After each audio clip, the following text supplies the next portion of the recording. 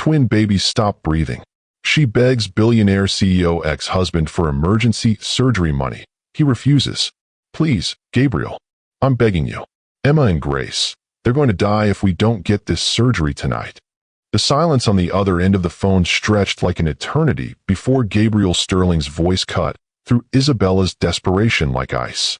You made your choice 3 years ago, Isabella. You walked out on our marriage, disappeared in the middle of the night like a thief. Now you want to crawl back because you need something from me. They're your daughters. Isabella's voice cracked as she pressed her face against the cold glass of the NICU window. Whatever happened between us, they're innocent. They didn't choose this. So you claim. His tone remained glacial. Yet when I asked for DNA testing, you refused.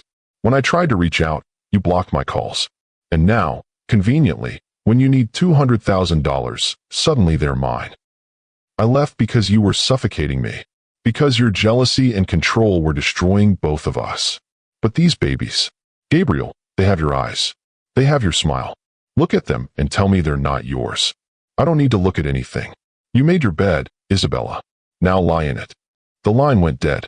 Have you ever been forced to choose between your pride and the life of someone you love? Have you ever had to crawl back to someone who shattered you, knowing they hold all the power? This is the story of a mother's desperate race against a 6-hour countdown and a billionaire's cold heart that might cost 2 innocent lives. But what Isabella didn't know was that Gabriel Sterling had been watching her from afar for 3 years, and tonight's phone call would change everything. Stay with me to discover how far a mother will go, and whether love can truly conquer the deepest betrayal. If you've ever believed in second chances, hit that like button and let me know in the comments. 6 hours earlier at 11:47 p.m. on a Tuesday night in Manhattan, Isabella Summers watched the monitors surrounding her 3-month-old twins flash red as their oxygen levels plummeted. The steady rhythm of their labored breathing was failing, and the specialist's words echoed in her mind. 6 hours until their airways closed completely. Mrs. Summers? Dr. Martinez approached her with gentle eyes, his expression grave.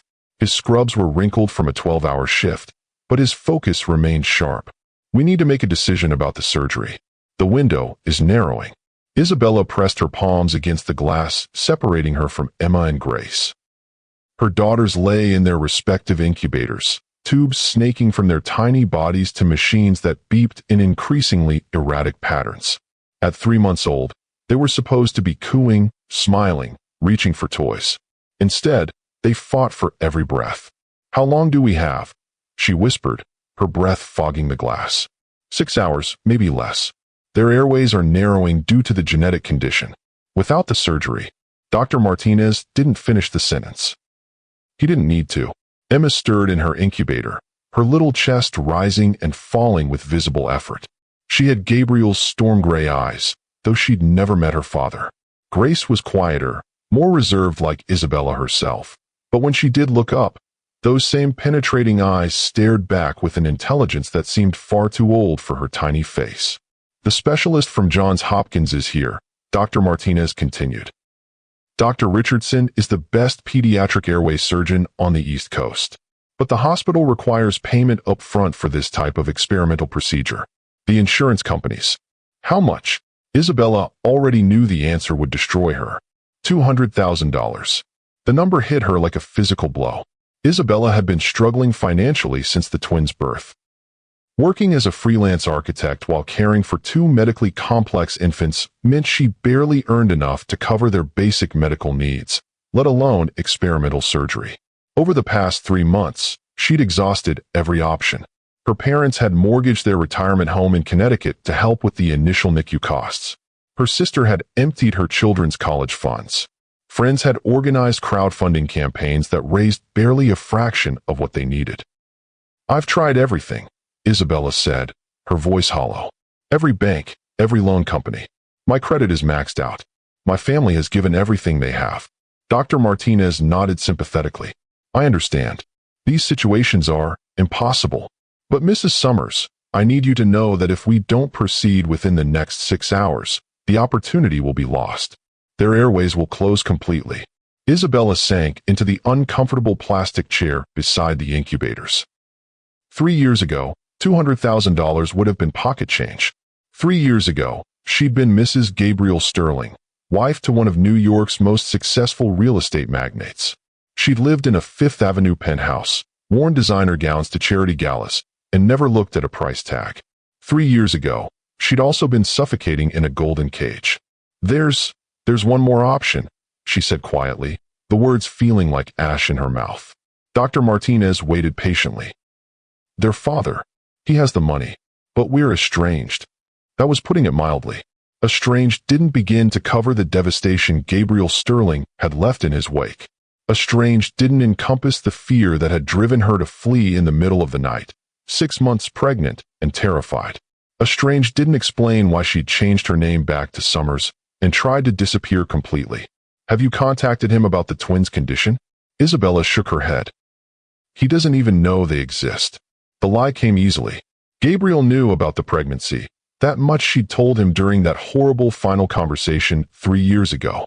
But she'd never told him about the twins specifically, and he'd never bothered to find out.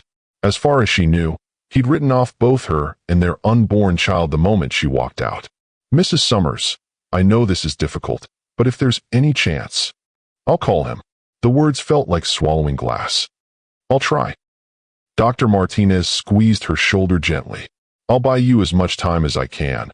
But remember, 6 hours maximum. As he walked away, Isabella stared at her phone. Gabriel's number was still there, buried in her contacts under Do Not Call. She'd kept it through 2 phone upgrades and countless moments of weakness when she'd almost dialed it just to hear his voice. Her hands trembled as she scrolled to his contact. It was almost midnight on a Tuesday. He'd be asleep in his penthouse, probably with one of the socialites she'd seen photographed with him in the society pages. The thought of those pictures still made her stomach clench with a jealousy she had no right to feel. The phone rang once, twice. On the third ring, his voice answered, groggy but alert. Isabella.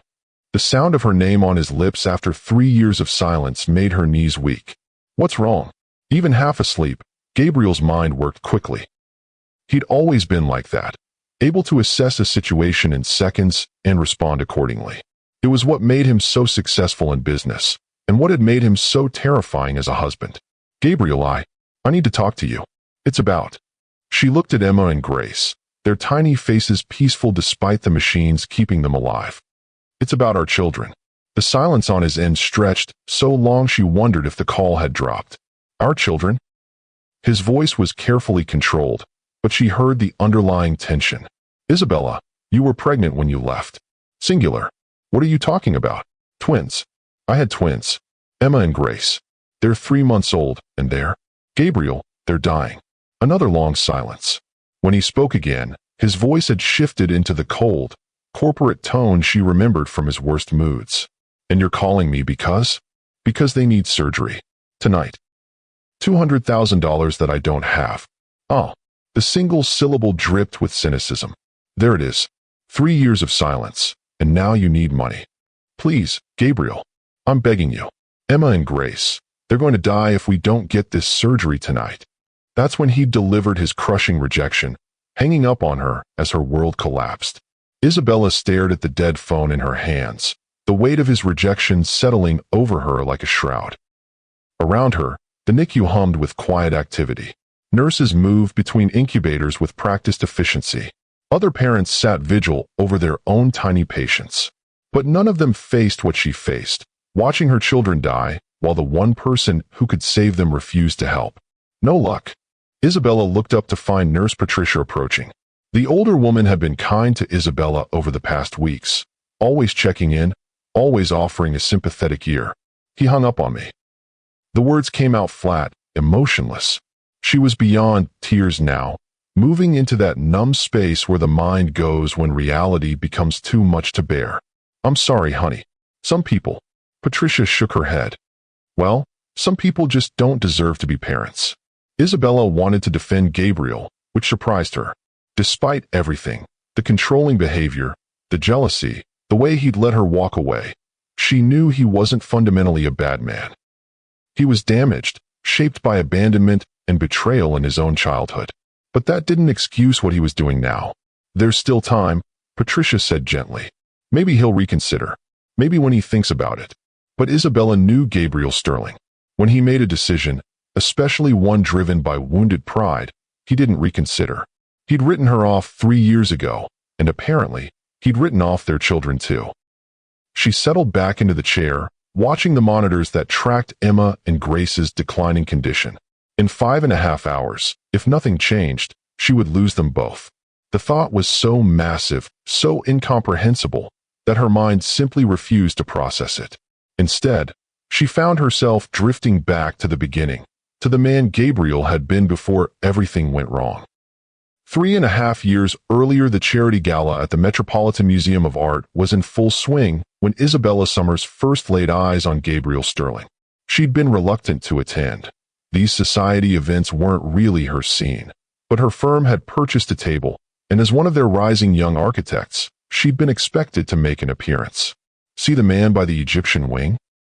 Her colleague Sarah had whispered, nodding toward a tall, dark-haired figure surrounded by an admiring crowd.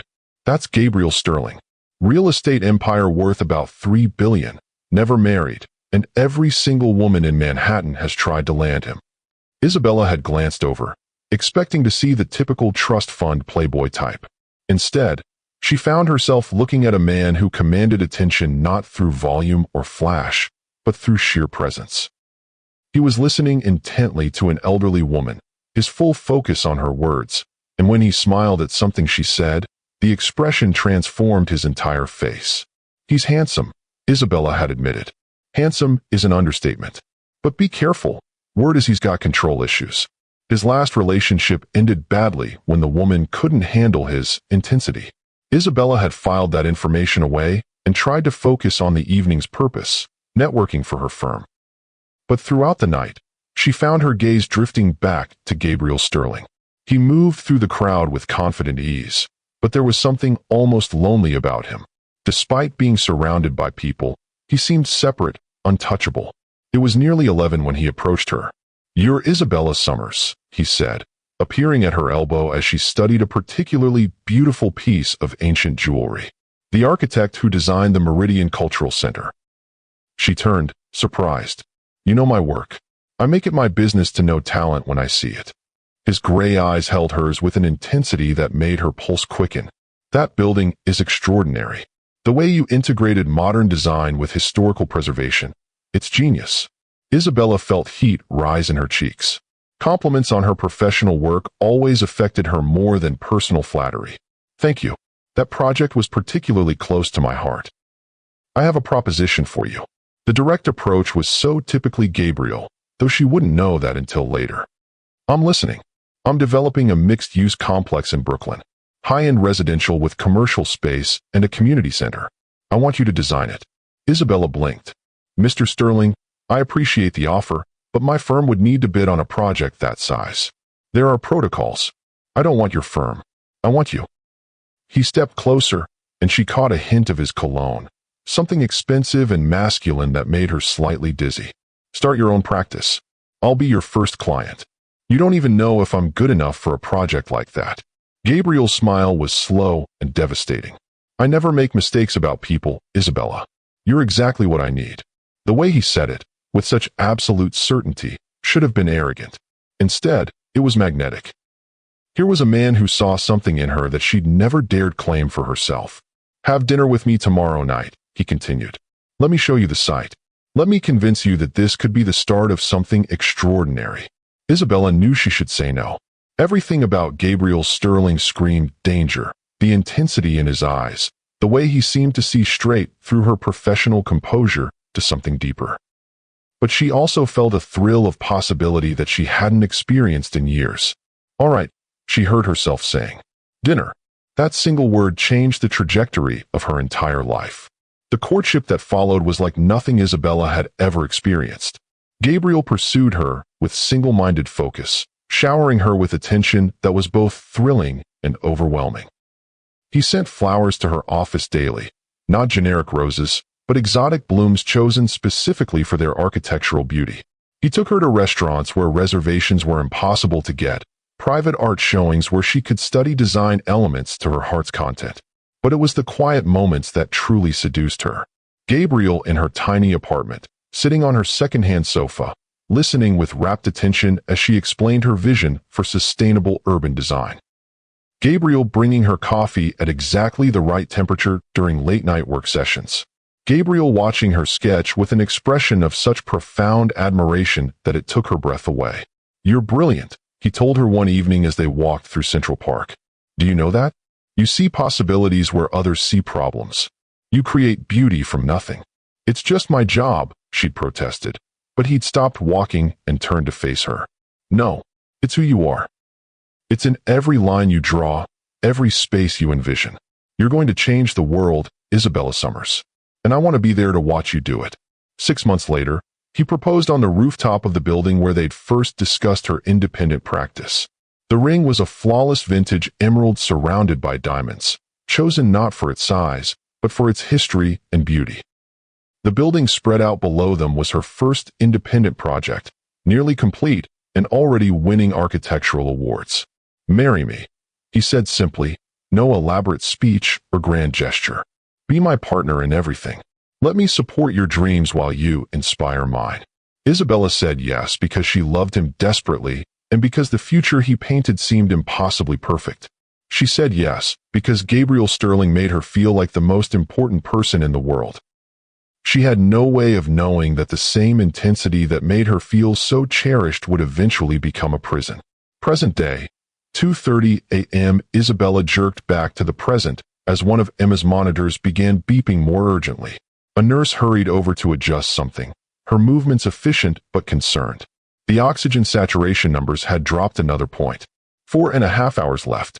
Isabella stood and began pacing the small family area adjacent to the NICU. Her worn sneakers squeaked against the polished linoleum as she walked the same circuit she'd been walking for weeks, past the vending machines, around the cluster of uncomfortable chairs, back to the window where she could see her daughters. The wedding had been perfect, of course. Gabriel had spared no expense, flying in flowers from Ecuador, hiring a string quartet that had played at Carnegie Hall, securing the grand ballroom at the plaza for a reception that made the society pages. Isabella had felt like a princess in her custom Vera Wang gown, floating through the evening in a haze of happiness and champagne. The honeymoon in Italy had been magical. Gabriel had rented a villa in Tuscany, complete with a private chef and breathtaking views of rolling vineyards. They'd made love for hours in the afternoon sun, talked about their dreams late into the night, and planned the amazing life they were going to build together. The problems started slowly, almost imperceptibly. At first, Isabella had been charmed by Gabriel's attentiveness. He wanted to know about her day, her thoughts, her plans. He remembered every detail she shared and followed up with thoughtful questions. But gradually, the questions became more probing, more possessive. "Who was that man you were talking to at the coffee shop? Why didn't you tell me you were having lunch with Sarah? I saw Marcus from your old firm called you 3 times. What did he want?" Isabella had tried to dismiss it as newlywed adjustment, the natural growing pains of learning to be a couple. Gabriel had explained his behavior as protectiveness, born from his fear of losing her. She'd wanted to understand, to be patient with his insecurities. But patience became harder as the boundaries of her life slowly contracted. Gabriel hired a car service for her, claiming he worried about her safety on the subway. The driver was instructed to report her movements. Gabriel suggested she work from the penthouse instead of renting office space, arguing it would be more cost-effective. Gradually, her professional network dwindled as Gabriel found reasons why various colleagues were unsuitable company. "Marcus is clearly still in love with you. Can't you see how he looks at you? Sarah is jealous of your success. She's trying to undermine your confidence. That client is taking advantage of you. Let me handle the contract negotiations." Each restriction was presented as care, as protection, as Gabriel's way of ensuring her happiness and success. And because she loved him, because she wanted to believe that his motives were pure, Isabella allowed herself to be slowly isolated from everything and everyone that had made her feel like herself. The breaking point came 18 months into their marriage. Isabella had been asked to speak at a design conference in Los Angeles. It was a huge honor, her first major speaking engagement, a chance to present her work to an international audience. She'd been thrilled, already planning her presentation, when Gabriel had calmly informed her she wouldn't be going. "It's not a good time," he'd said, not looking up from his laptop. I have the Mitchell deal closing that week. I need you here. You need me? Gabriel, this is my career. This could open doors I've been trying to open for years. Your career is important to me too, but marriage requires sacrifice. I thought you understood that. The argument that followed was their worst yet. Isabella had accused Gabriel of trying to control her life. Gabriel had accused Isabella of prioritizing her career over their relationship. Voices were raised, tears were shed, and ultimately, Isabella had capitulated. She'd called the conference organizers and declined the speaking opportunity. But something had broken between them that night, some essential trust that never fully healed. Gabriel seemed to sense her growing resentment because his behavior became even more controlling. He insisted on approving her projects, her meetings, even her lunch plans. He hired a secretary whose primary job seemed to be monitoring Isabella's activities. He bought her a new phone with tracking capabilities for her safety. "I love you," he would say when she protested. "Everything I do is because I love you. Can't you see that?" And because she loved him too, because she remembered the man who had seen her potential and supported her dreams, Isabella tried to make it work. She told herself that marriage required compromise. She convinced herself that Gabriel's behavior came from love, not control. It wasn't until she discovered she was pregnant that everything finally became clear. Isabella stared at the positive pregnancy test in the marble bathroom of their penthouse, a mix of joy and terror washing over her. She'd always wanted children, and the thought of creating a life with Gabriel filled her with happiness. But another part of her, a part she'd been trying to silence for months, whispered a terrifying question. What would Gabriel be like as a father? Would he control their child the way he controlled her? Would he isolate their baby from friends, from experiences, from the world? Would he love their child so possessively that he smothered them? The answer came during the conversation that ended their marriage. "We're having a baby," Isabella had told him that evening over dinner. She'd expected joy, excitement, maybe tears. Instead, Gabriel had gone very still. "Are you sure? I took 3 tests. I'm sure." A slow smile had spread across his face, but there was something in his eyes that made Isabella's stomach clench with unease. "This is perfect," he'd said. "Now you'll never want to leave."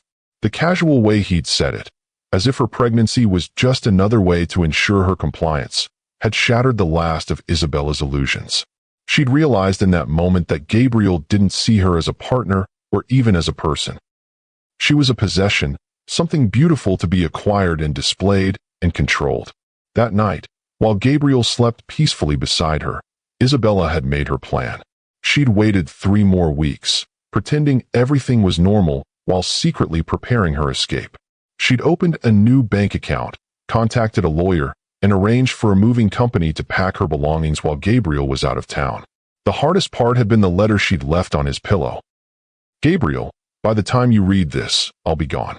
I'm taking nothing that belongs to you. Not the jewelry, not the clothes, not the life you built around me. I'm only taking what was always mine, my freedom and our child. I know you'll say you love me, and maybe in your way, you do. But love isn't supposed to feel like drowning. Love isn't supposed to shrink your world until you forget who you used to be. I wanted us to work. I tried to be the wife you needed. But I can't raise our child in a cage, even a golden one. Don't try to find me." Tonight, she'd learned the truth. Gabriel hadn't moved on. He'd nursed his anger and resentment until it had curdled into something cold and vengeful. Cold enough to let their children die rather than admit he still cared. Emma's monitor beeped again, more insistently this time. Isabella rushed to the window as Dr. Martinez appeared, checking the readouts with a frown. "What's happening?" Isabella asked through the intercom. "Her oxygen saturation is dropping faster than we anticipated. The airway narrowing is accelerating." Isabella's blood turned to ice. "How much time do we have?" Dr. Martinez met her eyes with compassionate honesty. "4 hours. Maybe less. 4 hours." Isabella looked at her phone, at Gabriel's contact information, at the man who held her daughter's lives in his hands. Pride was a luxury she couldn't afford. If Gabriel wanted to humiliate her, if he wanted her to crawl, then that's what she would do. She couldn't call him again. He'd proven he would just hang up. But she knew where he lived, knew he'd be home in his penthouse fortress. It would take her 90 minutes to drive to the Sterling estate in the Hudson Valley, 90 minutes she couldn't spare. But Gabriel also had a helicopter, private medical facilities, connections that could move mountains. If she could get to him, if she could look him in the eye and make him see what he was doing, maybe she could reach whatever humanity remained in the man she'd once loved. Isabella kissed her fingertips and pressed them against the glass where Emma and Grace lay fighting for breath. "Mommy's going to bring help," she whispered. "Hold on, my darlings. Just hold on." The elevator in Isabella's apartment building wheezed to a stop on the 4th floor.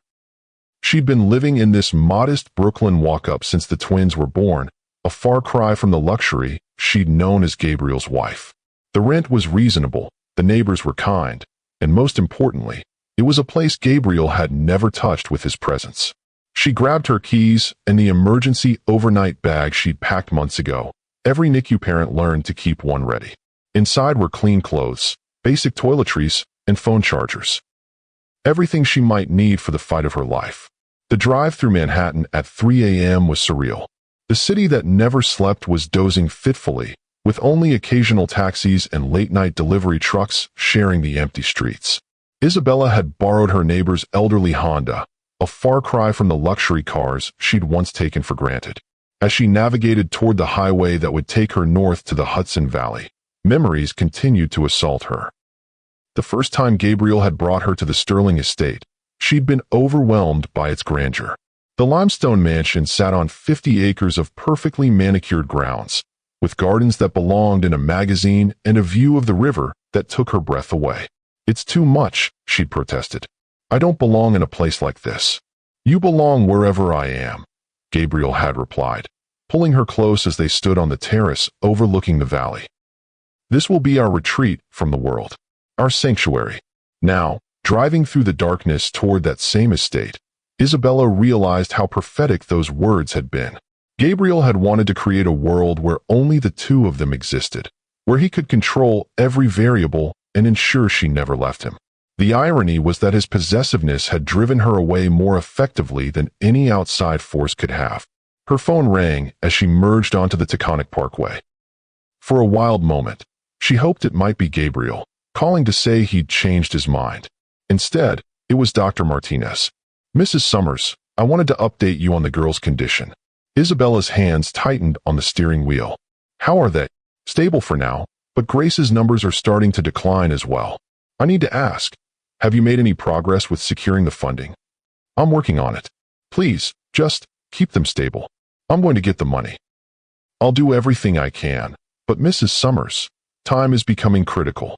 After he hung up, Isabella pressed the accelerator harder. The Honda protested but picked up speed, carrying her through the sleeping suburbs toward her past and her daughter's future. The Sterling estate appeared ahead like something from a fairy tale, its windows glowing warmly against the darkness. Isabella's hands shook as she approached the imposing iron gates. How many times had she driven through these gates as Gabriel's wife, coming home from events or shopping trips or romantic weekends away? Now she was coming as a supplicant, a beggar seeking mercy from the man she'd fled. The intercom crackled to life before she could press the button. "Mrs. Summers." James's voice carried surprise and what might have been sympathy. "Mr. Sterling is not expecting you." James had been with the Sterling family for 15 years, serving as head of security and general majordomo. He'd always been kind to Isabella, and she'd often wondered what he thought of her midnight disappearance. "Tell him his daughters are dying, James. Tell him I'm here to beg." The pause was long enough that Isabella began to worry he would refuse her entry. Then the gates swung open with mechanical precision, just as they had hundreds of times before. The driveway seemed longer than she remembered, winding through perfectly maintained grounds toward the main house. Isabella parked the Honda beside the marble steps, its modest presence incongruous among the luxury that surrounded it. Gabriel stood waiting on the steps, and Isabella's breath caught despite everything. At 35, he remained devastatingly handsome. His dark hair was perfectly styled even at this hour, his gray eyes as piercing as ever. He wore a charcoal suit that emphasized his tall, lean frame. Had he dressed for this confrontation, or did Gabriel Sterling simply never appear in public looking anything less than perfect? "You look terrible," he said without preamble, his gaze taking in her rumpled clothes, her hollow cheeks, the exhaustion that clung to her like a shroud. 3 years of single motherhood, of working multiple jobs while caring for medically complex infants, of choosing between groceries and medicine had left their mark. Isabella knew she was a shadow of the polished woman who had once graced his arm at society events. "They're your daughters, Gabriel." Her voice cracked with desperation. "Whatever happened between us, they're innocent." "So you claim." His tone remained glacial, but something flickered in his eyes. Pain, perhaps, or memory. "Yet you refused DNA testing. Because you demanded it to humiliate me." The old anger flared, giving her strength even as her legs trembled with exhaustion. "You wanted proof that I hadn't betrayed you, even though you know, I never looked at another man." Gabriel's jaw tightened almost imperceptibly. "You left, in the middle of the night, like a thief." "I left because you suffocated me." The words burst out before she could stop them, 3 years of buried resentment exploding to the surface. "Your jealousy, your control, your need to possess every breath I took. I couldn't live in that golden cage anymore. And now you want back in." Isabella stared at him. This man who had once traced every curve of her body with worshipful hands, who had whispered poetry against her skin in the dark hours before dawn. "I want my daughters to live." Something flickered in his eyes, pain, perhaps, or memory, but it vanished as quickly as it appeared, replaced by the cold mask he'd perfected in boardrooms and business negotiations. "Come inside," he said finally. "We'll discuss terms." The tension is unbearable, isn't it? Drop a fire in the comments if you're feeling the intensity of this moment. The interior of the mansion remained unchanged, as if time had stopped the moment Isabella walked out 3 years ago. Marble floors gleamed under crystal chandeliers, priceless art adorned the walls, and everything was perfectly curated in that cold, museum-like perfection that Gabriel preferred. Isabella followed him through familiar hallways toward his study, her worn sneakers silent on the marble floors. How many times had she walked these same halls as his wife, planning dinner parties or discussing architectural projects? Now she felt like an intruder in a space that had once been home. Gabriel's study was exactly as she remembered, floor-to-ceiling bookshelves, mahogany desk that cost more than most people's cars, leather chairs positioned for maximum psychological impact. This room had been the scene of their most passionate arguments and equally passionate reconciliations. Her pulse quickened despite herself as memories flooded back. Being pressed against that very desk, while Gabriel's mouth claimed hers with desperate hunger, the way he would lock the door and make love to her with an intensity that left them both shaking. "Sit," Gabriel commanded, moving toward the bar cart in the corner. "I don't have time for drinks. Every minute we waste. Sit down." The authority in his voice was absolute, the same tone that commanded boardrooms and bent competitors to his will. Isabella perched on the edge of a leather chair, every nerve ending alive with tension. Gabriel poured himself a scotch, his movements precise and controlled. She watched his hands, those elegant fingers that had once played her body like a virtuoso musician, and felt an unwelcome heat low in her belly. Some responses, it seemed, were too deeply ingrained to be erased by time or heartbreak. $200,000, Gabriel said, settling behind his massive desk. The positioning was deliberate, him in the power position, her as supplicant. "For experimental surgery on children who may not even be mine. They are yours." Isabella leaned forward desperately. "Look at them, Gabriel. Emma has your eyes, your stubborn chin. Grace has your way of studying people, like she's figuring out their weaknesses." A ghost of a smile touched Gabriel's lips at that last observation, but it vanished quickly. "Will you submit to DNA testing?" The question hung between them like a blade. Isabella closed her eyes, feeling the last of her pride crumble. She'd fought this demand 3 years ago, seeing it as the ultimate expression of Gabriel's distrust. Now, with her daughters' lives hanging in the balance, pride was a luxury she couldn't afford. "Yes. And you'll stay here during their recovery, however long it takes." Her eyes snapped open. "What?" Gabriel's smile was predatory, sharp with an edge she'd never seen before. "If they are my daughters, they belong here. As do you. I won't be your prisoner again. You'll be my wife again." His voice dropped to a silky whisper that sent shivers down her spine despite her fear. in every sense of the word. The air between them crackled with dangerous electricity. Isabella felt her breath catch as his gaze raked over her body with obvious intent. She knew that look, had seen it countless times when he was about to claim her with possessive passion. "You're blackmailing me. I'm offering you a deal." Gabriel rose from his chair, moving around the desk with predatory grace. "Your daughter's lives in exchange for your submission." He stopped inches from her chair, close enough that she could smell his cologne, that intoxicating blend of sandalwood and cedar that had always made her weak. Even now, even after everything, her treacherous body responded to his proximity. "You were mine once, Isabella. Mind, body, and soul." His voice was hypnotic, seductive, dangerous. "You can be mine again. And if I refuse?" His hand touched her cheek with devastating gentleness, the same caress that had once made her melt with desire. "Then you walk away, and we both live with the consequences." Isabella closed her eyes as his thumb traced her lower lip. Her body betrayed her, responding to his touch with the same helpless desire that had always been her downfall. She could feel herself melting, her resistance crumbling like sand. "I hate you," she whispered, the words carrying no conviction. "No," he murmured, his mouth so close to her ear that his breath made her shiver. "You hate that you still want me." Before she could deny it, his lips captured hers in a kiss that was both punishment and promise. Isabella's resolve shattered completely as his tongue swept into her mouth with familiar dominance. She kissed him back desperately, her hands fisting in his suit jacket, 3 years of loneliness and pain pouring out in that single moment of connection. When they broke apart, both were breathing hard. Gabriel's eyes blazed with triumph and desire, while Isabella felt exposed, vulnerable, completely at his mercy. "Choose, Isabella." His voice was rough with want, but implacable in its demand. "Them or your pride." Tears streamed down her face as she looked into the eyes of the man who had been both her salvation and her destruction. In the distance, her phone buzzed with what was probably another update from Dr. Martinez. Time was running out, and Gabriel Sterling held all the cards. "Save them," she whispered, the words feeling like a death sentence for her soul. "And I'll be whatever you want me to be." Gabriel's smile was sharp with victory. "I'll make the call. I'll make the call." Gabriel reached for his phone with the same decisive movement that had built his empire. Isabella watched, hardly daring to breathe, as he scrolled through his contacts. Even at 4 a.m., Gabriel Sterling commanded instant attention. "Dr. Richardson? This is Gabriel Sterling." "Yes, I know what time it is."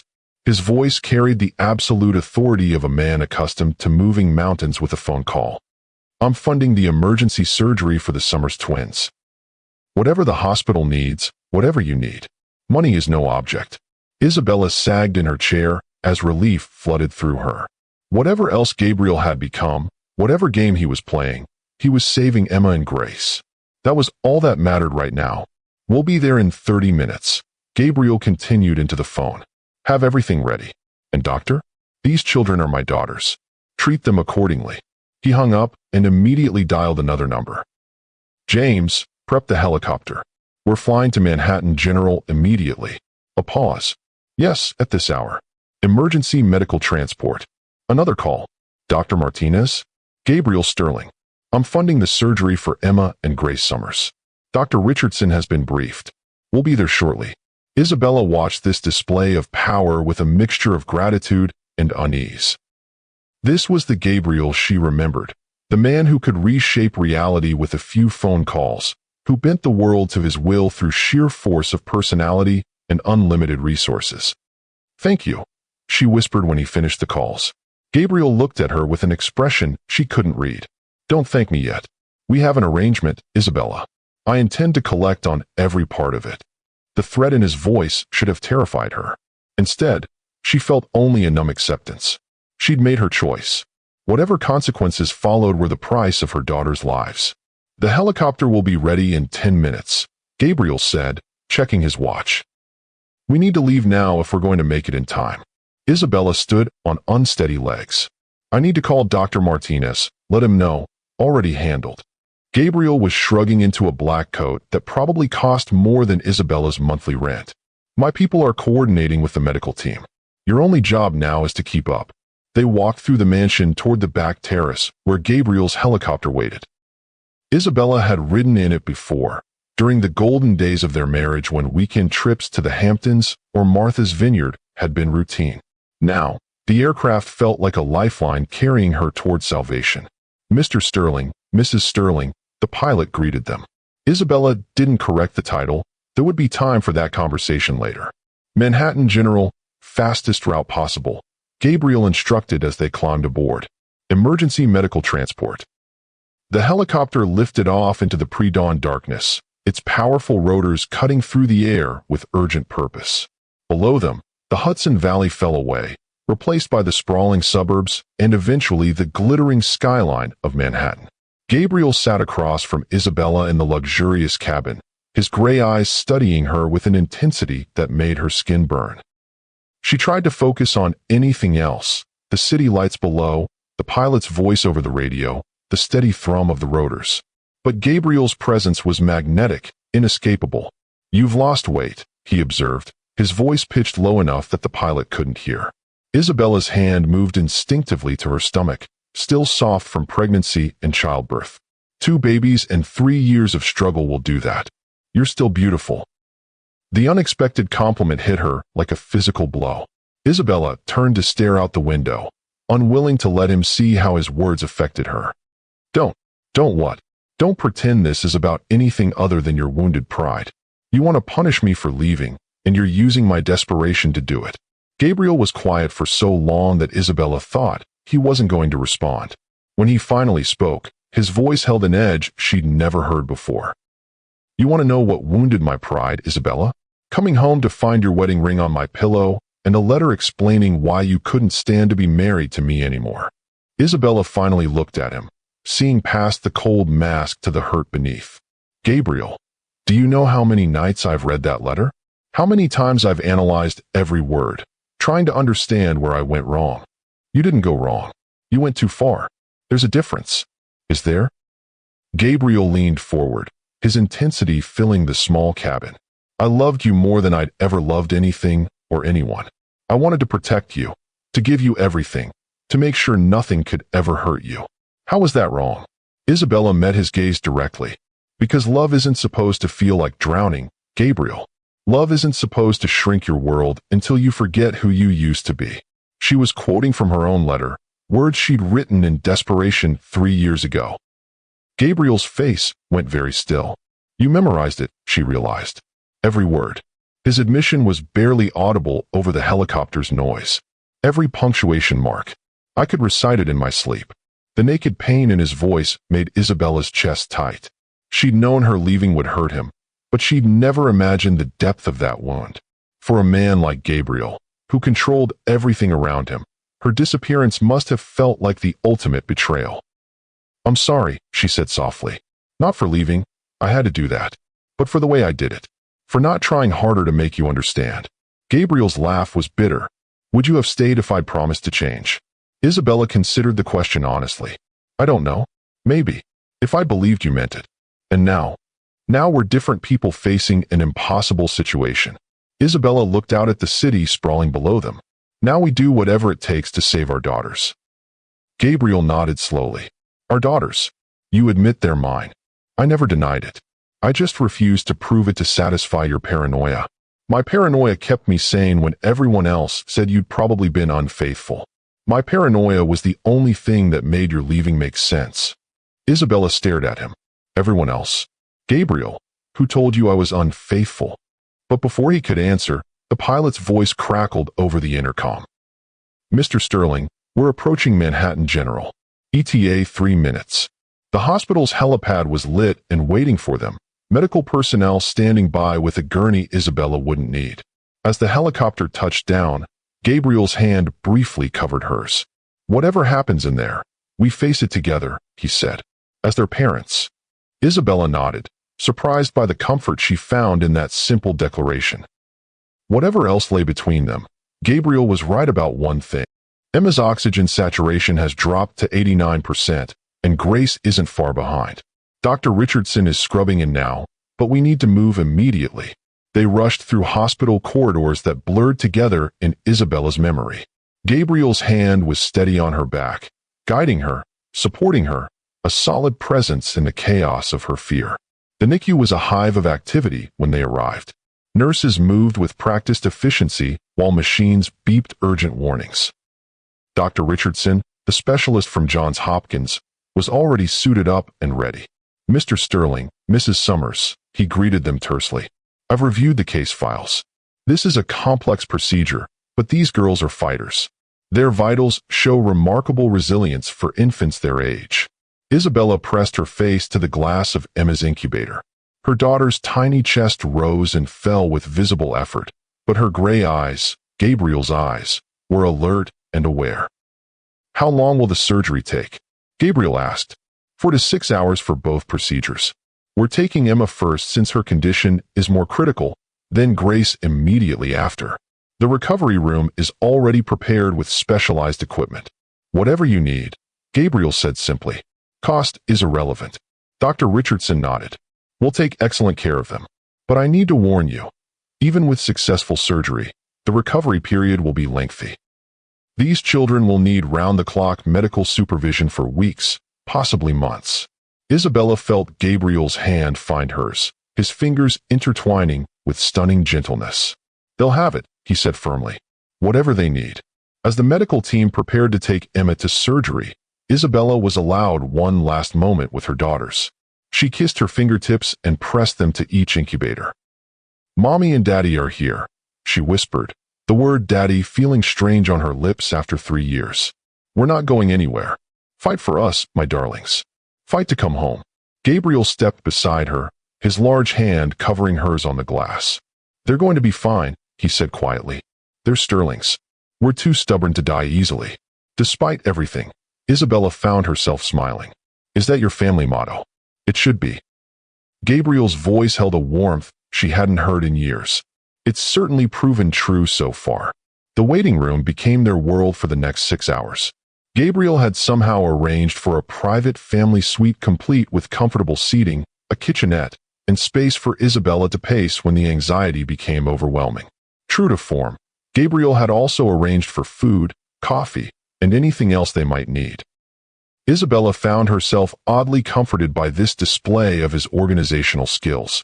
Whatever his faults, Gabriel Sterling took care of the people under his protection. "You should eat something," Gabriel said during hour 2, offering her a perfectly prepared sandwich from the hospital's executive dining room. "I can't. Not while there." Isabella gestured helplessly toward the surgical suites. Emma would be halfway through the procedure by now. "That's good news. It means no complications so far."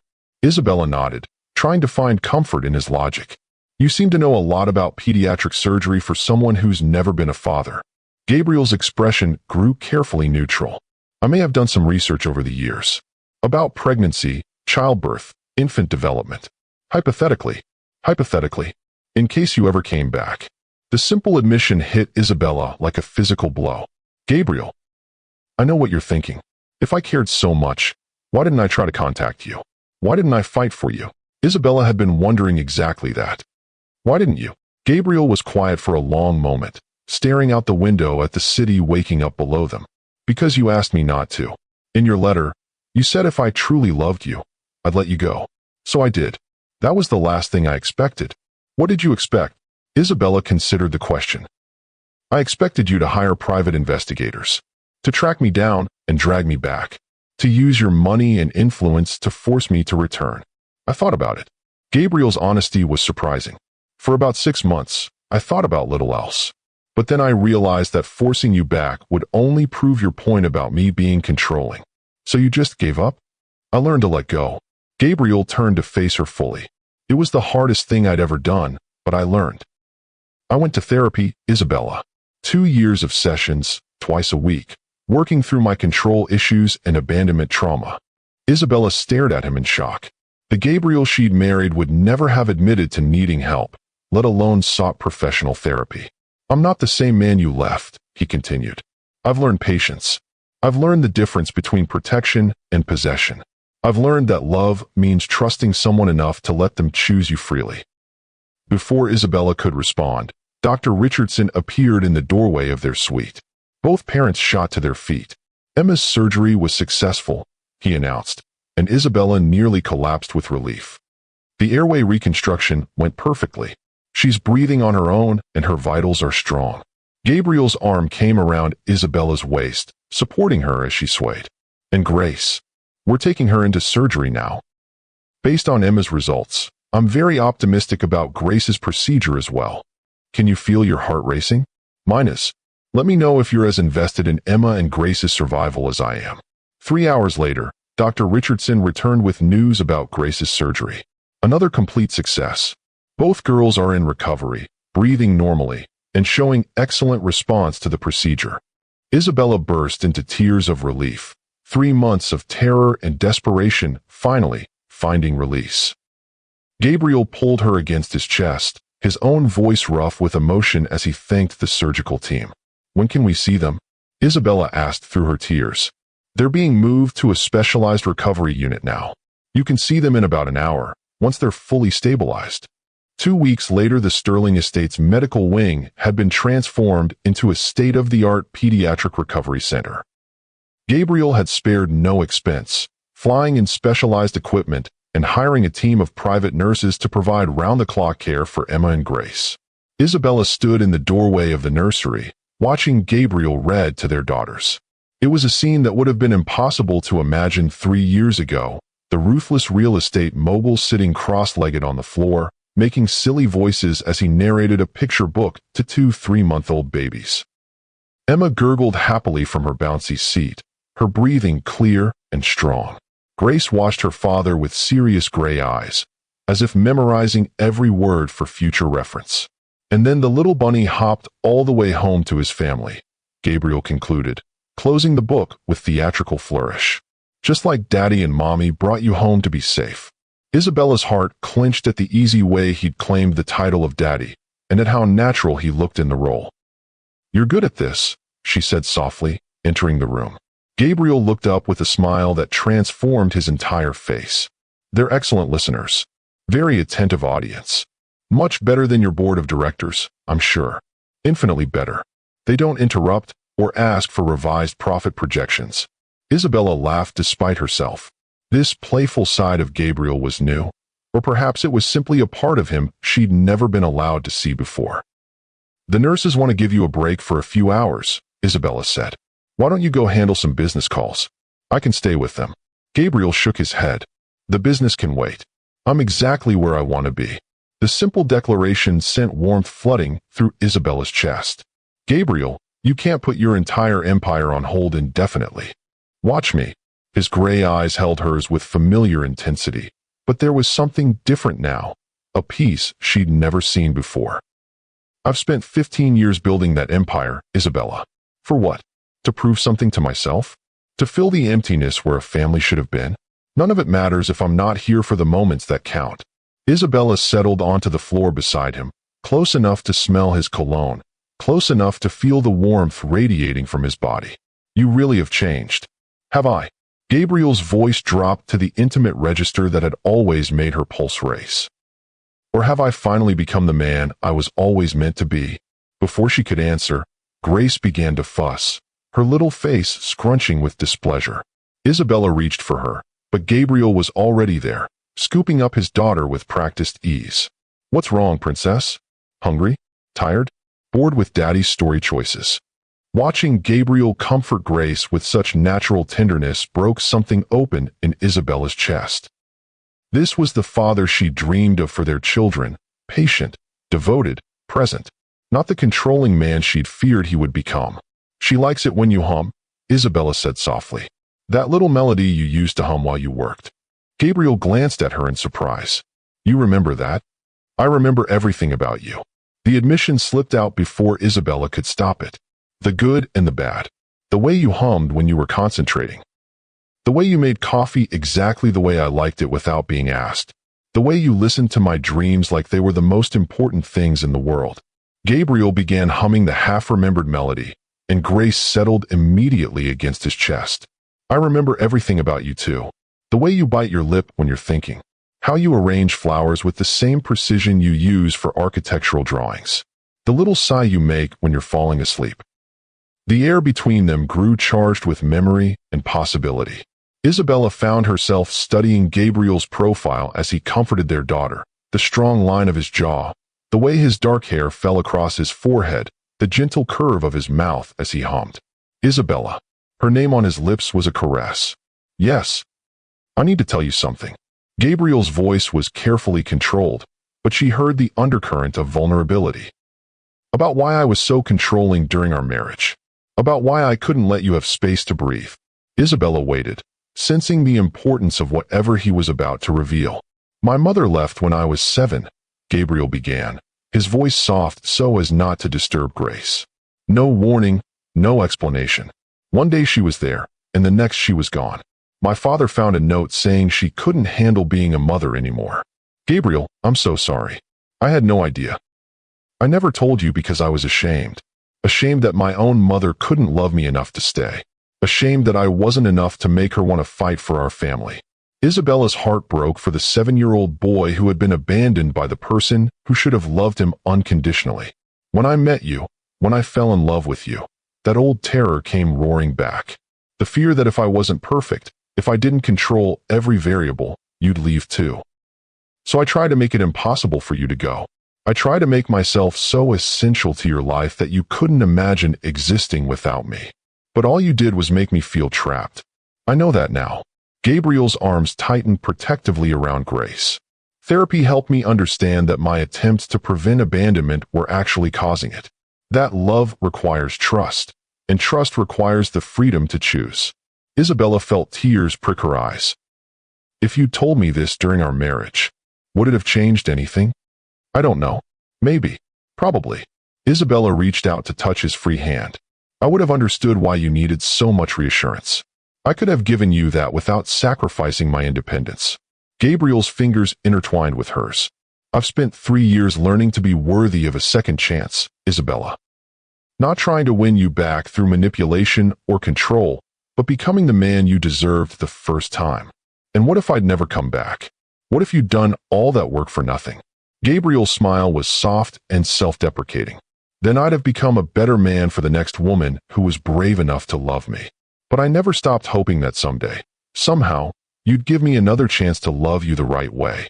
The raw honesty in his voice took Isabella's breath away. This vulnerability, this willingness to expose his deepest fears and failures, was something the old Gabriel would never have shown her. What does loving me the right way look like? She asked quietly. Gabriel was quiet for a long moment, considering his answer. It looks like supporting your dreams instead of controlling them. It looks like trusting you to make your own choices, even when those choices scare me. It looks like being your partner instead of your keeper. He shifted Grace to one arm so he could face Isabella fully. It looks like asking instead of demanding, like requesting instead of requiring, like loving you enough to let you go if that's what makes you happy. And if what makes me happy is staying. Gabriel's gray eyes searched her face with an intensity that made her pulse race. Then I'll spend the rest of my life proving that your happiness is more important to me than my own. The promise hung between them, weighted with possibility and hope. Isabella felt herself wavering on the edge of a decision that could change everything. Gabriel, I know you need time, he said quickly. I know I have to earn your trust again.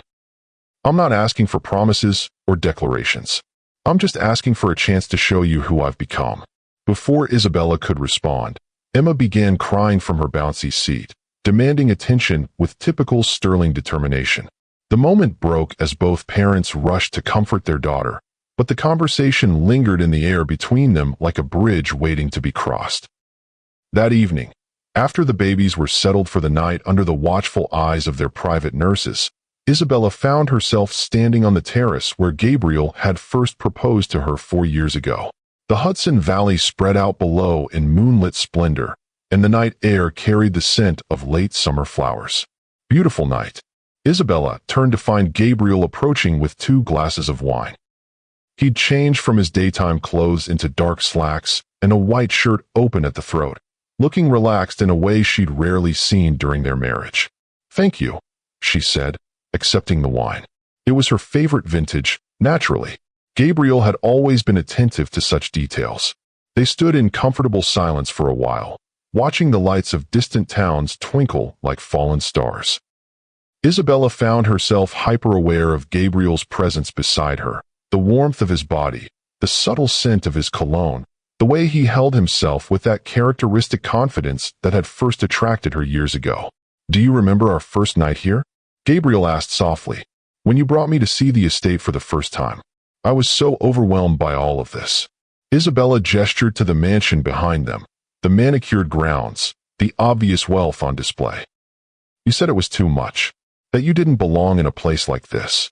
And you said I belonged wherever you were." Isabella's smile was tinged with sadness. "I wanted to believe that was true. It was true.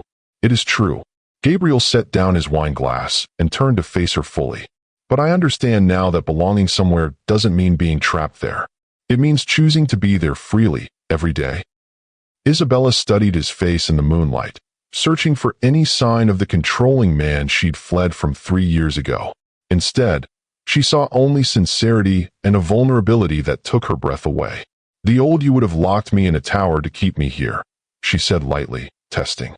Gabriel's laugh was rueful. "The old me probably would have built you a tower and convinced myself it was for your own protection. The new me understands that you'll only stay if you want to be here." "And what if I don't want to stay?" The question was cruel, perhaps, but Isabella needed to see how Gabriel would react to the possibility of losing her again. Would his carefully constructed growth crumble under pressure? Gabriel's face went very still, but when he spoke, his voice remained steady. "Then I'll help you find a place where you and the girls will be safe and happy.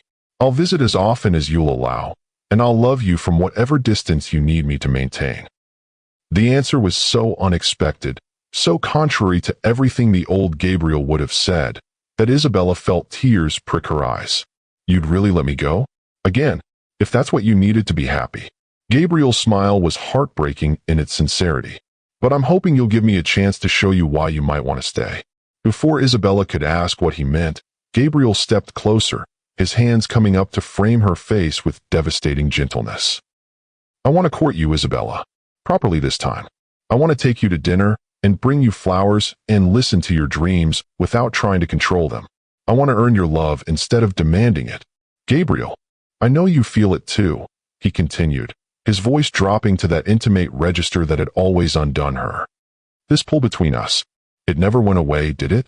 Even when you hated me, even when you were running from me, you felt it."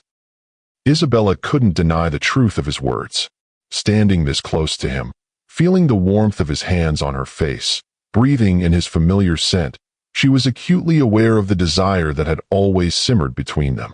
"Feeling it and acting on it are two different things," she whispered. "I'm not asking you to act on anything tonight." Gabriel's thumbs traced her cheekbones with maddening gentleness. "I'm asking you to let me show you how much I've changed. Let me prove that I can love you without caging you. And if you revert to your old ways, if the control and jealousy come back, then you walk away, and I don't try to stop you." Gabriel's gray eyes held hers with unwavering intensity. "But Isabella, I'm not the same man who let you go 3 years ago. I'm not the man who was so afraid of losing you that he drove you away. I've learned to trust and love instead of fear." Isabella felt herself wavering on the edge of a precipice. Everything rational told her to be cautious, to protect herself from being hurt again. But her heart, her treacherous heart, was already falling. "One chance," she heard herself saying. "You get one chance to prove you've changed.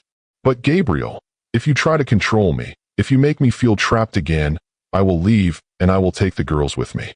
Gabriel's smile was blinding in its joy. "One chance is all I need." Before she could second-guess herself, before rational thought could intervene, Isabella rose on her tiptoes and kissed him. It was meant to be a gentle kiss, a tentative exploration of possibility. Instead, it ignited like wildfire. Gabriel's response was immediate and devastating. His arms came around her, pulling her against his hard body as he deepened the kiss with desperate hunger. 3 years of separation, of longing, of careful restraint poured out in that single point of contact. Isabella kissed him back with equal fervor, her hands fisting in his shirt as she pressed closer to his heat. She had forgotten how perfectly they fit together, how his larger frame made her feel delicate and cherished. When they finally broke apart, both were breathing hard. Gabriel rested his forehead against hers, his gray eyes dark with desire. Isabella. I know. She could feel the evidence of his arousal against her hip, could see the barely leashed hunger in his expression. I know what you want. What we both want. But not tonight. Isabella stepped back, putting space between them before her resolve could crumble completely. If we're going to do this, if we're going to try again, we do it right. Slowly, with trust instead of desperation. Gabriel nodded, though she could see the effort it cost him to maintain control. You're right. We have time. All the time in the world. Do we? Isabella couldn't quite keep the uncertainty from her voice. What happens when the girls are fully recovered? When there's no medical reason for me to stay here? Gabriel's smile was soft and sure. Then you decide whether you want to stay for other reasons. Whether what we're building together is worth fighting for. As Isabella made her way to her suite that night, she found herself hoping that it would be. 6 months later. The morning sun streamed through the windows of Isabella's art studio, illuminating the drafting table where her latest architectural drawings were spread. The space Gabriel had created for her was perfect, north-facing windows for optimal light, state-of-the-art equipment, and enough room for both detailed technical work and creative exploration.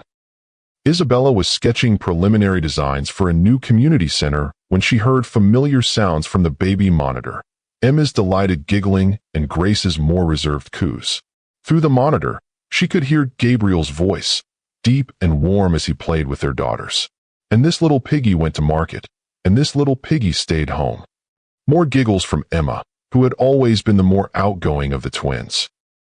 At 9 months old, both girls were thriving, their breathing problems completely resolved and their development right on track.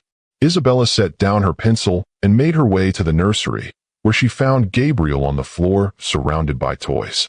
Emma was sitting up independently now, clapping her hands as her father made silly faces. Grace, more cautious by nature, watched from her bouncy seat with serious gray eyes that missed nothing. Good morning, my darlings, Isabella said, entering the room. Both babies turned toward her voice, Emma's face lighting up with a smile that could melt hearts. Mama, Emma babbled, reaching chubby arms toward Isabella. It was one of her first clear words, and it never failed to make Isabella's heart soar. Someone's been practicing her vocabulary, Gabriel observed, rising gracefully from the floor. Even in casual clothes, jeans, and a simple white t-shirt, he remained devastatingly handsome. Dr. Peterson says they're both ahead of their developmental milestones, Isabella said, scooping up Emma for a cuddle. No lasting effects from their early medical issues. They're perfect. Gabriel's voice held a wonder that still surprised Isabella after all these months. Absolutely perfect. The past 6 months had been a revelation. True to his word, Gabriel had courted Isabella with patience and tenderness, never pushing for more than she was ready to give. He'd supported her return to architectural work, celebrated when she won a prestigious design competition, and encouraged her to reconnect with old friends and colleagues. Most importantly, he'd proven that his transformation was real. There had been moments when his old jealousies had surfaced, when Isabella worked late with a male colleague, when she mentioned having coffee with her ex-coworker Marcus. But instead of responding with control and demands, Gabriel had talked through his feelings openly and honestly. I trust you, he'd said after a particularly difficult conversation about Isabella's renewed friendship with Marcus. I may not always trust my own insecurities, but I trust you completely. And I trust what we're building together. That level of emotional maturity and self-awareness was something the old Gabriel never could have achieved. I have a surprise for you, Gabriel said now, his eyes twinkling with mischief. Oh, what kind of surprise? The kind that requires a babysitter and your most beautiful dress. Isabella raised an eyebrow. Gabriel Sterling, are you asking me on a date? I'm asking my wife on a date, he corrected, and Isabella's heart did a little flip at the casual way he'd claimed that title. They hadn't remarried. That conversation was still somewhere in their future, but the connection between them felt stronger than any legal document. Where are we going? Gabriel's smile was mysterious. That would ruin the surprise. But I will say this, it involves something you've wanted to do for a very long time. Isabella's mind raced through possibilities, but Gabriel had become expert at keeping his surprises truly surprising. What time? 7 o'clock. And Isabella? Gabriel stepped closer, his voice dropping to that intimate register that never failed to make her pulse race. Wear the blue dress. The one you wore to the Morrison Gala. Isabella felt heat rise in her cheeks. The blue dress was stunning. A flowing creation in midnight silk that Gabriel had bought for her shortly after her return to the estate. She'd worn it exactly once, to a charity event where Gabriel had barely been able to keep his hands off her. You have excellent taste in dresses, she said lightly. I have excellent taste in women, Gabriel replied, leaning down to kiss her softly. Specifically, one woman who continues to amaze me every single day. That evening, Isabella stood before her bedroom mirror, adjusting the flowing silk of the blue dress Gabriel had requested. The gown was even more beautiful than she remembered, cut to skim her curves while maintaining an air of elegant sophistication. The deep blue brought out the color of her eyes and complemented her skin tone perfectly. She'd taken extra care with her hair and makeup, styling her chestnut waves and loose curls and applying just enough cosmetics to enhance her natural features. The woman looking back at her from the mirror looked confident, radiant, happy, a far cry from the exhausted, desperate woman who had begged for her children's lives 6 months ago. A soft knock interrupted her thoughts. Come in. Gabriel entered, immaculate in a black tuxedo that emphasized his tall, lean frame. The sight of him took Isabella's breath away. He looked like he'd stepped off the cover of a magazine, all masculine elegance and dangerous charm. You look. Gabriel's voice trailed off as he took in her appearance. Stunning. Absolutely stunning. You clean up pretty well yourself. Isabella smoothed an imaginary wrinkle from his lapel, using the excuse to touch him. Now are you going to tell me where we're going? Lincoln Center, Gabriel said, and Isabella's eyes widened. Specifically, the Metropolitan Opera House. They're performing La Boheme tonight. Isabella gasped. Gabriel, how did you? Those tickets have been sold out for months. I may have made a substantial donation to the opera company's endowment fund. Gabriel's smile was pleased with himself. I remembered you mentioning how much you wanted to see this particular production. It was such a Gabriel thing to do, using his wealth and influence not to control or manipulate, but to make her dreams come true. Isabella felt tears prick her eyes at the thoughtfulness of the gesture. You remembered a casual comment I made months ago? I remember everything you tell me, Isabella. Your dreams matter to me. The simple declaration hit her like a physical blow. This was what she'd always wanted from Gabriel, not grand gestures or expensive gifts, but the knowledge that he truly listened to her, that her happiness mattered to him more than his own agenda. Thank you, she whispered, rising on her tiptoes to kiss him softly. This means everything to me. Gabriel's arms came around her, holding her close without musing her carefully styled hair or makeup. You mean everything to me. They were interrupted by a discreet cough from the doorway. James stood there, dressed in his usual impeccable suit, holding car keys. The car is ready, Mr. Sterling, and the girls are settled with Maria for the evening. They've been fed, bathed, and should sleep through the night. Thank you, James. Gabriel offered Isabella his arm. Shall we? The drive into Manhattan was magical. Gabriel had arranged for his driver to take the scenic route along the Hudson River, giving them time to talk and watch the city lights reflect on the water. Isabella found herself relaxing completely for the first time in months, luxuriating in this feeling of being cherished and cared for. Penny for your thoughts, Gabriel said, noticing her contemplative mood. I was just thinking about how different this feels from our marriage before. You would have told me we were going to the opera, not surprised me with it. You would have chosen my dress instead of requesting one. Everything would have been perfectly planned and executed, but it wouldn't have felt like a gift. Gabriel nodded thoughtfully. Control versus care. I'm still learning the difference, but I think I'm getting better at it. You are. Isabella reached for his hand. Tonight feels like a gift. Like something you're giving me because you want to see me happy, not because you want to impress me or demonstrate your power. Your happiness is my power now, Gabriel said softly. The only power that matters. The Metropolitan Opera House was breathtaking, its grand architecture and glittering chandeliers creating an atmosphere of timeless elegance. Gabriel had somehow secured a private box with perfect views of both the stage and the rest of the opera house. This is incredible, Isabella breathed, taking in the opulent surroundings. Wait until you see the performance. Gabriel said, settling beside her as the lights dimmed. The opera was everything Isabella had hoped and more. The music soared through the magnificent space, the performances were transcendent, and the story of love and loss unfolded with heartbreaking beauty. Isabella found herself completely transported, caught up in the passion and tragedy playing out on stage. During intermission, as they sipped champagne in their private box, Gabriel watched Isabella's animated discussion of the performance with obvious delight. "You're glowing," he observed. "I don't think I've ever seen you this happy." "I feel happy," Isabella admitted. "Truly, deeply happy. For the first time in, God, maybe for the first time ever." Gabriel's expression grew serious. "Even during our marriage? You were never this happy." Isabella considered the question carefully. "I was happy, but it was always tinged with anxiety.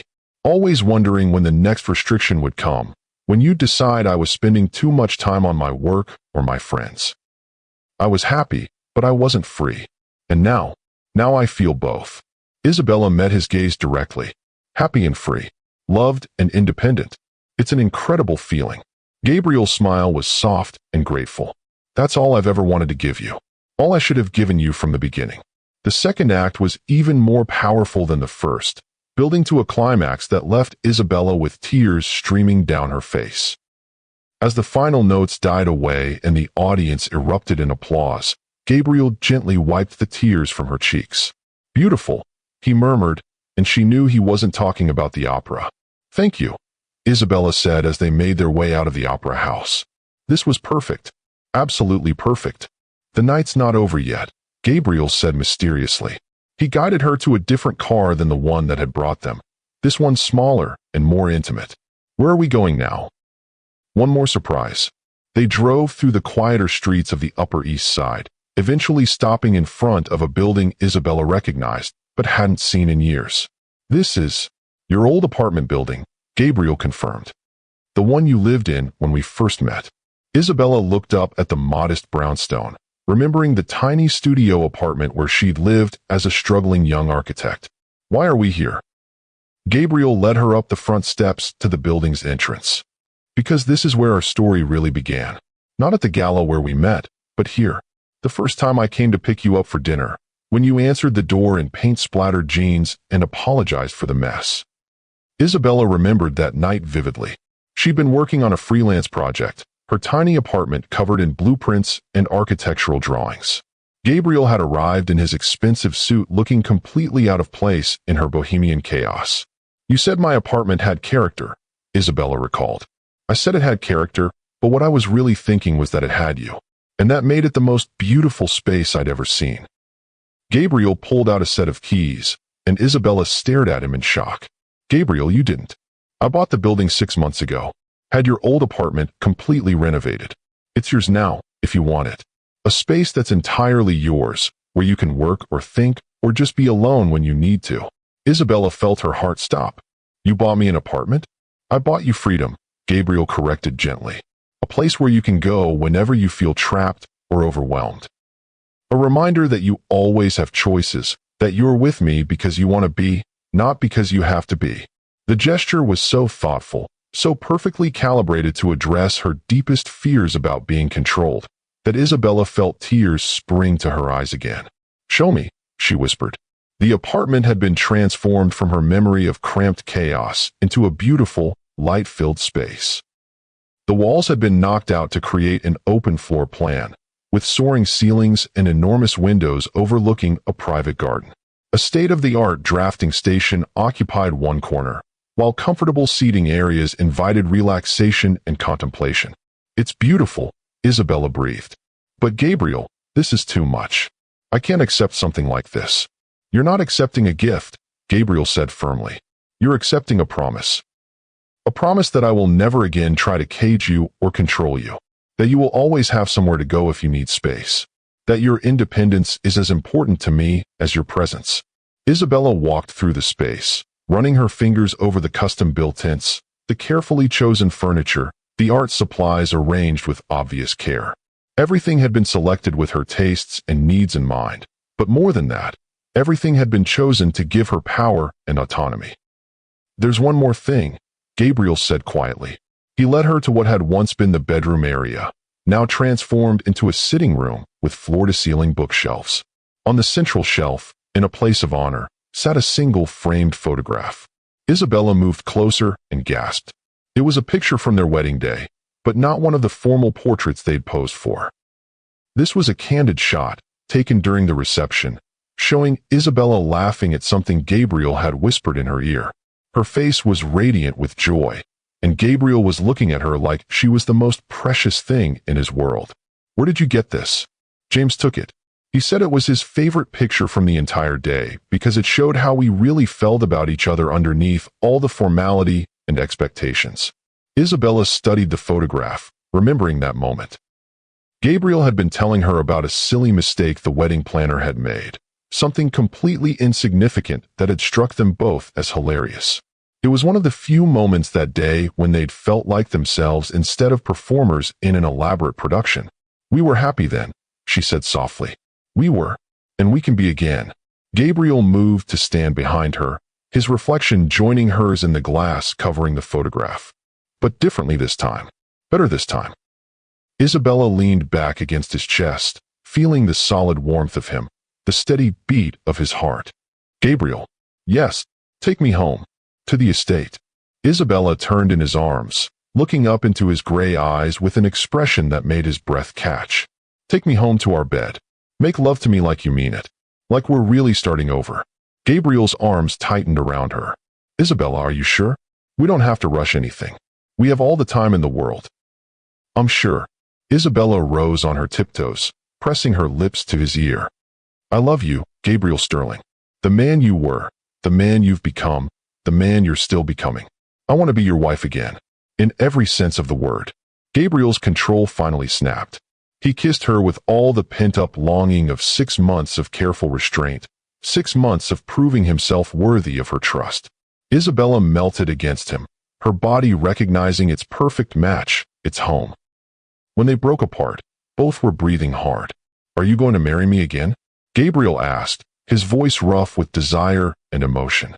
"Yes," Isabella whispered. "But first, you're going to take me home and remind me why I fell in love with you in the first place." Gabriel's smile was blazing with joy and desire. "With pleasure, Mrs. Sterling. With absolute pleasure."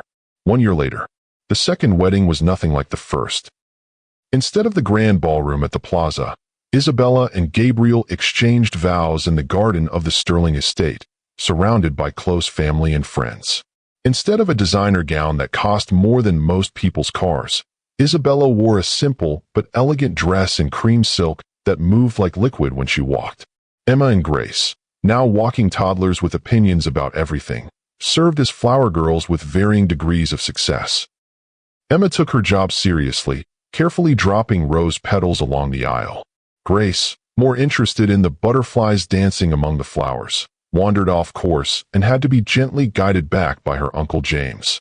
"Dearly beloved," the minister began, but his words were interrupted by Emma's delighted squeal as she spotted her parents at the altar. "Mama, Dada," she called out, breaking free from her grandmother's gentle hold and toddling toward the altar with determination. The entire gathering burst into laughter as Gabriel scooped up his daughter, settling her comfortably in his arms for the ceremony. "I think she wants to make sure we're really doing this," Gabriel said to Isabella, his eyes twinkling with amusement. "Smart girl," Isabella replied, reaching out to stroke Emma's soft curls. "She wants to witness her parents promising to love each other forever." "Forever," Gabriel repeated, his voice soft but carrying clearly in the garden air. "That's exactly what I'm promising." The ceremony continued with Emma providing occasional commentary and Grace joining them halfway through when she decided she wanted to be part of the action too. It was chaotic and imperfect and absolutely perfect. When the minister pronounced them husband and wife once again, Gabriel's kiss was tender and full of promise. In the background, their daughters clapped with delight, and their friends and family cheered their approval.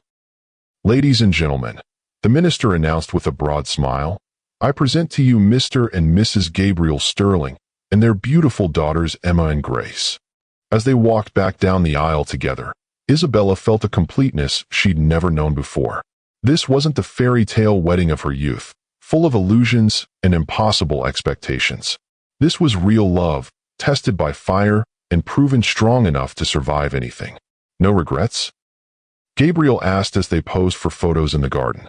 Only one, Isabella replied, adjusting his tie with wildly affection. Gabriel's expression grew concerned. What? I regret that it took us so long to get here. That we had to go through so much pain to learn how to love each other properly. Gabriel's smile was soft and understanding. Maybe we needed that journey. Maybe we weren't ready for this kind of love when we were younger. Isabella considered that, watching Emma and Grace play among the rose bushes while the photographer captured their joy. Maybe you're right. Maybe everything happened exactly as it was supposed to. Even the twins getting sick? Even you having to beg me for help. Isabella's expression grew serious. Especially that. Because it forced us both to face who we really were and who we wanted to become.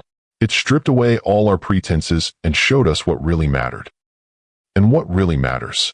Isabella gestured to their daughters, to their friends and families celebrating around them, to the home they'd built together on a foundation of hard-won trust and understanding. This, all of this, love that's chosen freely every day, family that's built on honesty instead of control, a future that we're creating together, as equals, as partners. Gabriel pulled her close, mindful of her silk dress and the photographer's camera. I love you, Isabella Sterling. Thank you for giving me the chance to become the man you deserved. I love you too, Gabriel. Thank you for becoming him. As the sun set over the Hudson Valley, casting golden light over the celebration, Isabella reflected on the journey that had brought them here.